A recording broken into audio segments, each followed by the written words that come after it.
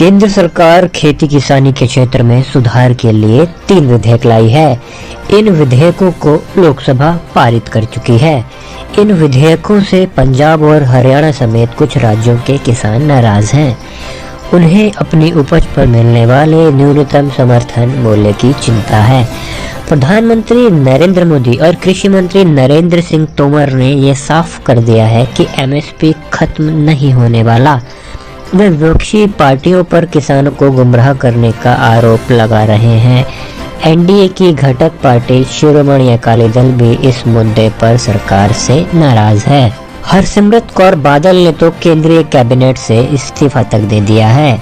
किसानों और विपक्षी पार्टियों को एमएसपी खत्म होने का डर है। अब सवाल उठता है, एमएसपी क्या है?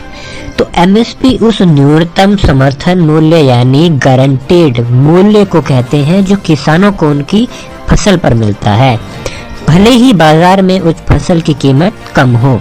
इसके पीछे तर्क यह है कि बाजार में फसलों की कीमत में होने वाले उतार चढ़ाव का असर किसान पर न पड़े, उन्हें न्यूनतम कीमत मिलती रहे।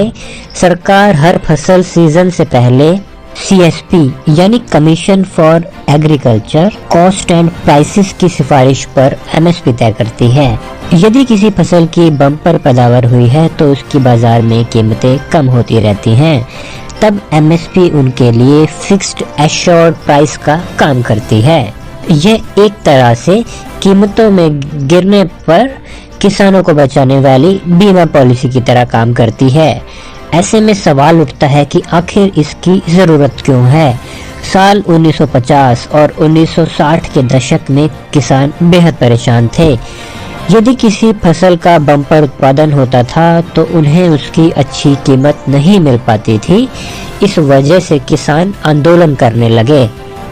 तब लागत तक नहीं निकल पाती थी। ऐसे में फूड मैनेजमेंट एक बड़ा संकट बन गया।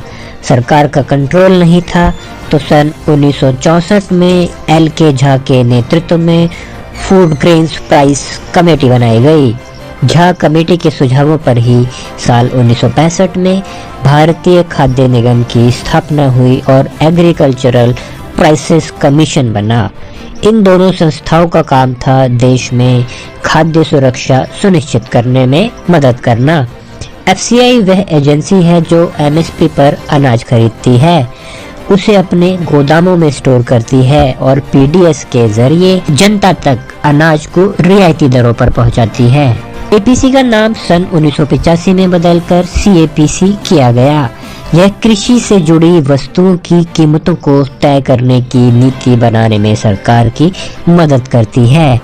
यहाँ एक और सवाल उठता है कि क्या सरकार द्वारा निर्धारित एमएसपी से किसानों को लाभ हो रहा है? खाद्य और सार्वजनिक वितरण मामलों के राज्य मंत्री राव साहब दानवे पाटिल ने 18 सितंबर को राज्यसभा में बताया कि 9 सितंबर की स्थिति में रबी सीजन में गेहूं पर एमएसपी का लाभ लेने वाले 43.33 लाख किसान थे।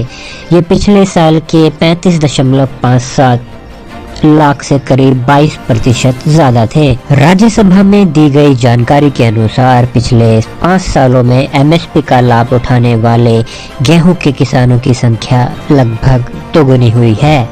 साल 2016-17 में सरकार को एमएसपी पर गेहूं बेचने वाले किसानों की संख्या 20.46 लाख थी। अब इन किसानों की संख्या 112% ज्यादा है। रबी सीजन में सरकार को गेहूं बेचने वाले किसानों में मध्य प्रदेश सबसे आगे था। उसके बाद पंजाब, हरियाणा, उत्तर प्रदेश और राजस्थान थे। यह हैरानी वाली बात है कि कृषि कानूनों को लेकर मध्य प्रदेश में कोई खास आंदोलन नहीं हुआ। और तो और कृषि मंत्री नरेंद्र सिंह तोमर भी मध्य प्रदेश से ही ताल्लुक रखते हैं। खरीफ सीजन में एमएसपी पर धान बेचने वाले किसानों की संख्या साल 2018-19 में 96.93 लाख के मुकाबले बढ़कर 1.24 करोड़ हो गई, यानी 28% ज्यादा। खरीफ सीजन 2020-21 के लिए अब तक खरीद शुरू नहीं हुई है। साल 2015-16 के मुकाबले यह बढ़ोतरी 70% से ज्यादा है। तोमर ने कहा कि देश में 86% छोटे किसान हैं उनका उत्पादन कम होता है और मंडी तक माल ले जाने में भाड़ा अधिक लगता है। इस वजह से उन्हें एमएसपी का फायदा नहीं मिलता। अब खुले बाजार में उसे मंडी तक ले जाने की आवश्यकता नहीं होगी।